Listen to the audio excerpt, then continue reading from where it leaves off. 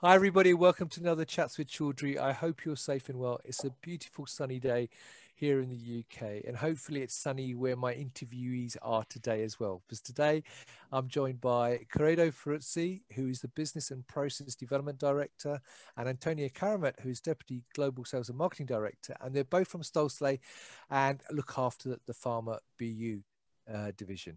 And today we're going to be talking about glass for primary packaging, and in particular we're going to look at a new type 2 glass that Stoelzle have recently launched. So Corrado, Antonio, lovely to see you both. How are you? Great. Very good. To Thank see you too. Thank you.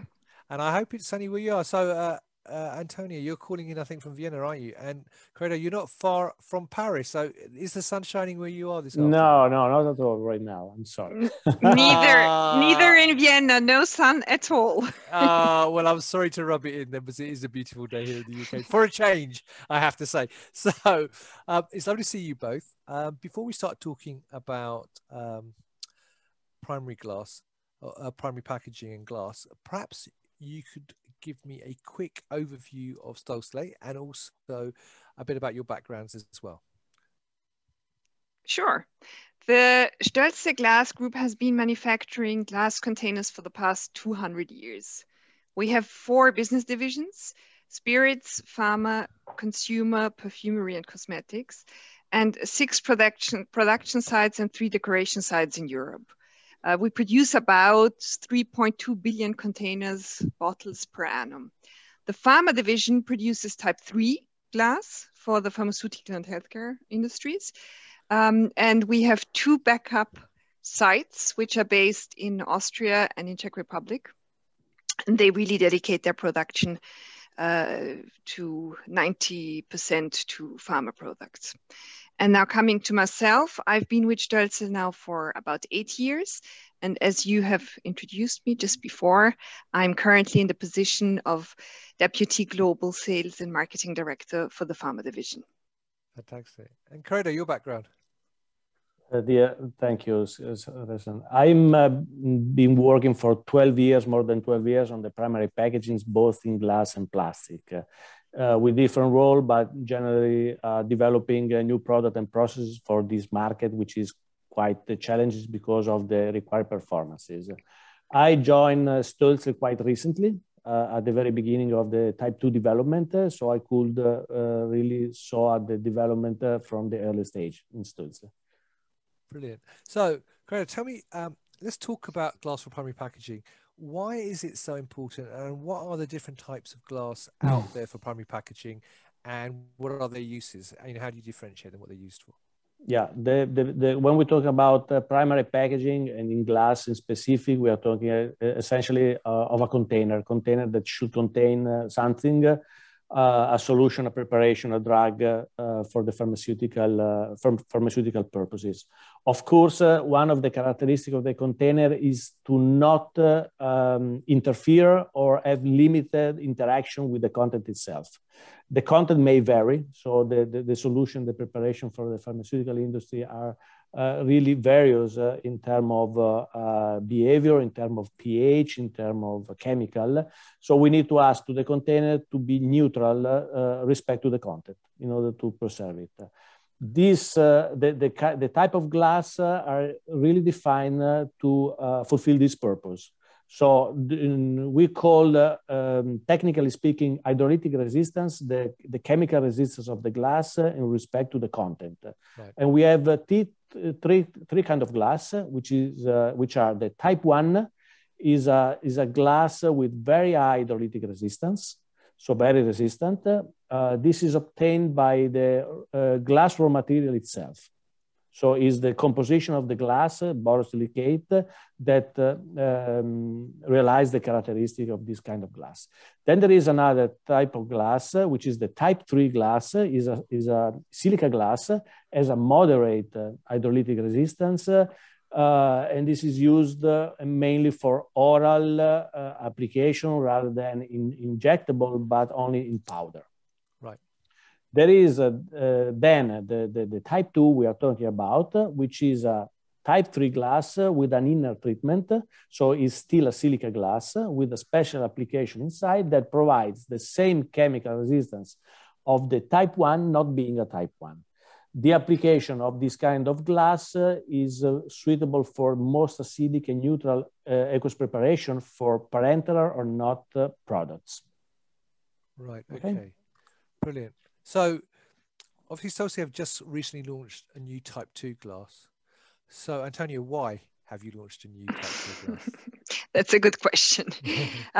We really launched it, as you said, recently, because we just launched it to the market in December 2020.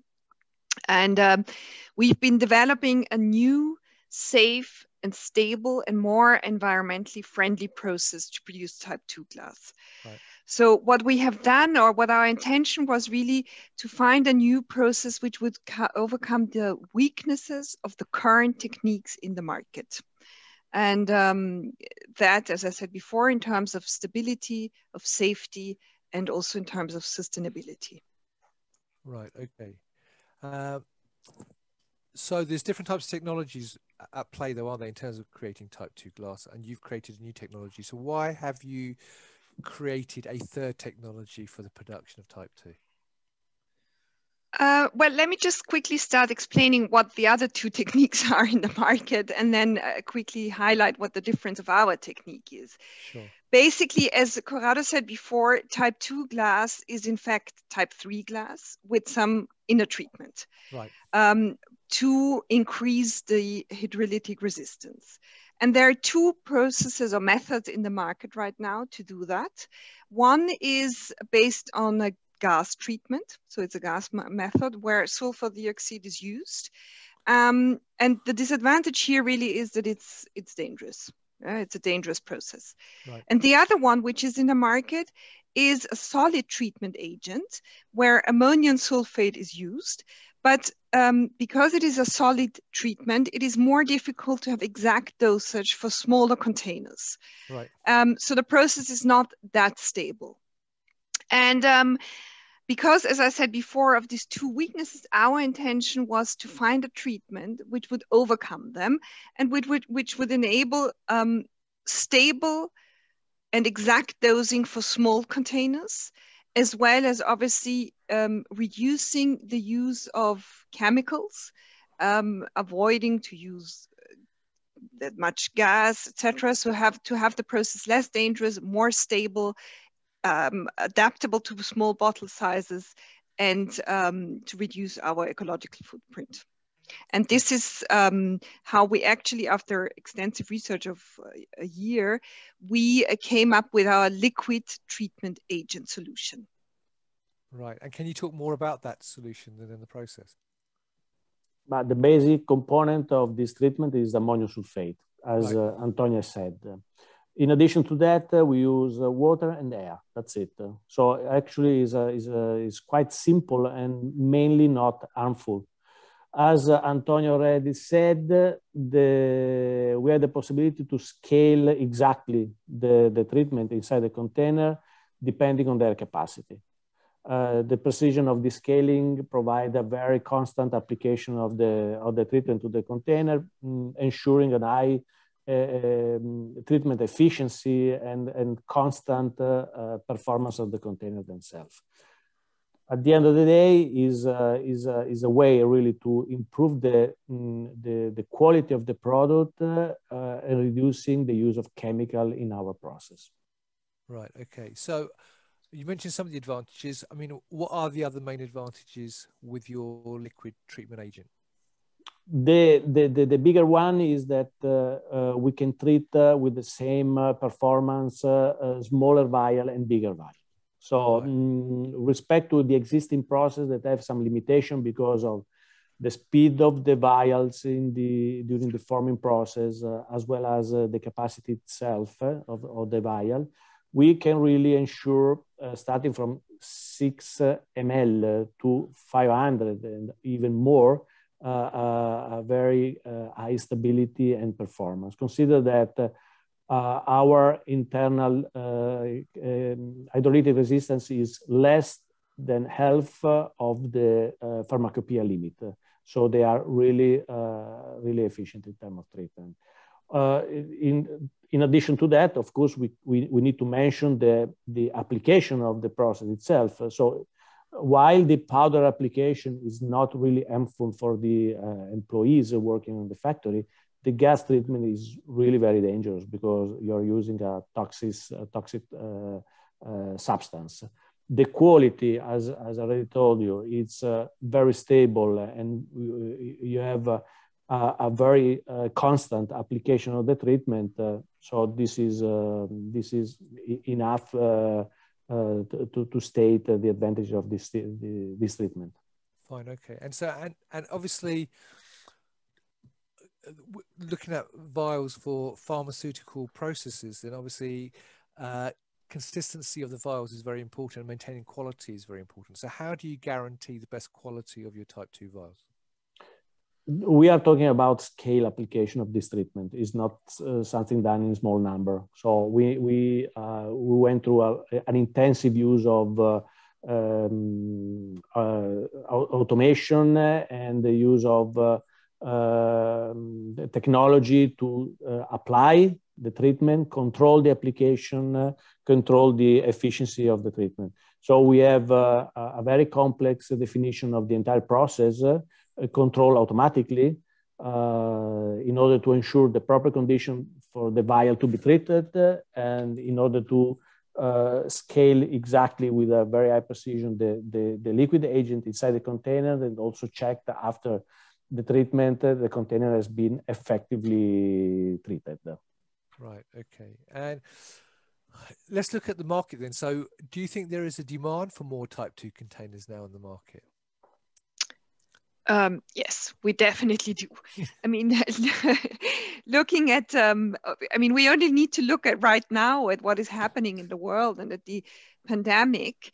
And if you think about the fact that now that we need vaccines and the world is looking desperately for vaccines, currently all the vaccines which are in the market need at least 2 shots. So every single one of these shots needs to be packed in a glass container or a glass vial.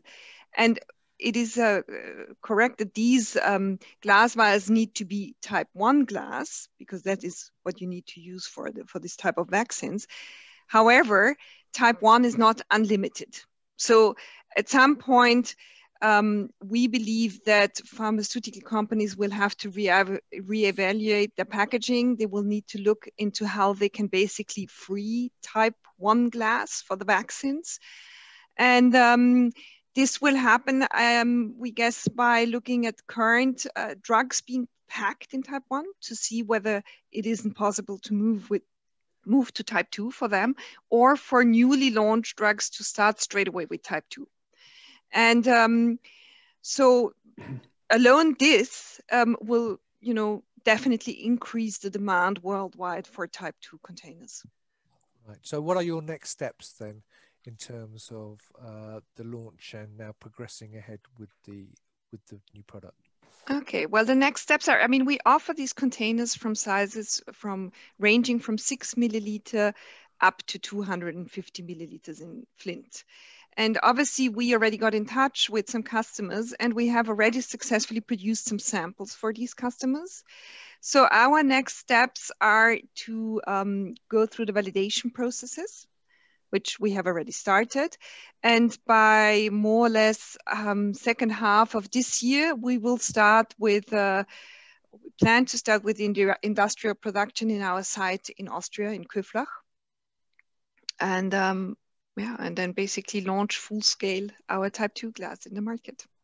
Fantastic. So if people want to get more information, where can they get more information about the new type 2 glass and also about the technology we've talked about today? Well, obviously more information can be found on our webpage. So that would be pharma.stoelzle.com, or alternatively, please feel free to get in touch with me. You can either find my profile on LinkedIn, or otherwise you can get in touch with me via email. And then obviously we have our sales managers, which are worldwide distributed in different countries and territories, and they will happily help you too if you have any questions. Brilliant. Well, I know that's all we've got time for. So all that's what we say is, Antonia, Corrado, it's lovely to see you both. Thank you very much for taking time out to talk to me today about your, not only about the glass, but about the new technology that you're using, which is really interesting. And so viewers, what I would say to you is that if you'd like to know more about the technology and about the new Type 2 glass that we've been talking about today, then please, as Antonia said, check out the links above the video so you can click through and find out. Antonia is on LinkedIn, so you can connect with her directly, and you can leave some comments below the video as well if you've got any comments or any questions, and I'm sure they'll be happy to answer them for you. So Antonia, Corrado, thank you very much for your time. I hope you have a great success with the new launch. I hope it goes fantastically well for you, and have a fantastic 2021, and more importantly, have a healthy and successful 2021. So thank you very much for your time today. Thank you very much. Thank you very much, Rizwan. And thank you as always for watching. Have a fantastic March and the rest of the year, and stay healthy until next time as well. Stay well and stay safe. Bye-bye.